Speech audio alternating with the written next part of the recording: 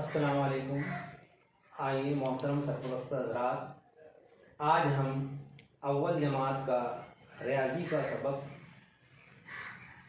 سبق کا نام ہے پہلے بعد میں۔ پہلے اور بعد میں۔ یہاں پر میں نے تختے سیاہ پر ایک تصویر بنائی ہوئی ہے، ایک گیند ہے اور ایک بلہ ہے۔ تو پہلے گیند ہم استعمال کریں گے، بعد میں بلے کا استعمال ہوتا ہے۔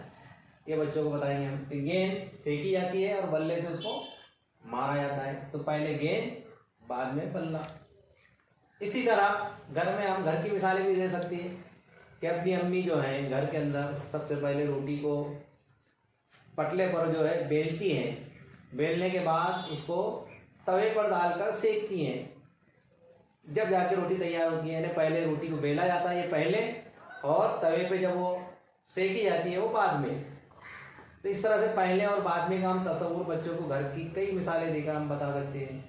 خود کی مثالیں دے کر کے بھائی تم اسکول میں سب سے پہلے جاتے ہیں تو جانے کی تیاری کرتے ہیں، تو ہم سب سے پہلے صبح میں اٹھتے ہیں تو نہاتے ہیں، اس کے بعد کپڑے پہنتے ہیں، پھر صبح میں ہم جیسے اٹھتے ہیں تو پہلے برش کرتے ہیں، پھر کچھ بھی چائے وغیرہ پیتے ہیں۔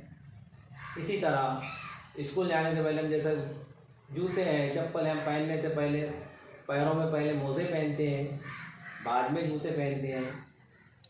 اور ہم ایسی گھریلو مثالیں ان کو بچوں کو دے کر بتلا سکتے ہیں کہ پہلے اور بعد میں۔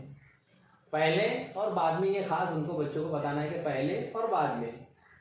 اور ہمارے یہاں جو بھی ایسی مثالیں ہیں، جیسا ہم سواری پہ جا رہے ہیں تو بھائی سب سے پہلے ہم نے سر میں کیا پہننا چاہیے، تو بھائی سر میں سب سے پہلے ہم ہیلمٹ پہنتے ہیں، اور پھر بائک پر سوار ہو کر ہم سفر کرتے ہیں۔ اس طرح سے ہم کئی مثالیں بچوں کو دے سکتے ہیں۔